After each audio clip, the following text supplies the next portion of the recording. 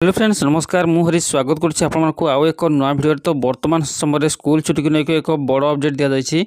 तो कौन कहुई update T चलते भिडियो ही जाना।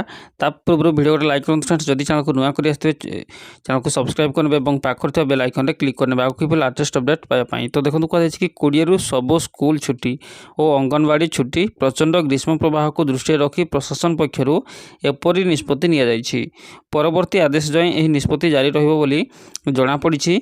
ओडिशा रे एबे प्रबल ग्रीष्म प्रवाह जारी रही, जहां दृष्टि रखी किछि जिलार जिलापाल निज निज अंचल थिबा स्कूल छुट्टी घोषणा करिसंती। शुक्रवार बलांगीर, बौद्ध, सोनपुर, कलाहांडी जिले में थिबा स्कूल को छुट्टी घोषणा करथिले जिलापाल।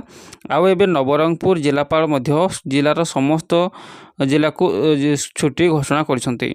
नवरंगपुर रे 20 स्कूल और अंगनवाड़ी छुट्टी घोषणा करा जिलार समस्त सरकारी और बेसरकारी स्कूल छुट्टी घोषणा करिसंती जिलापाल। प्रचंड ग्रीष्म प्रवाह को दृष्टि रखी निष्पत्ति पूर्व निर्धारित परीक्षा जारी रहिबो। परवर्ती निर्देश जाए स्कूल बंद रखा जिलापाल घोषणा।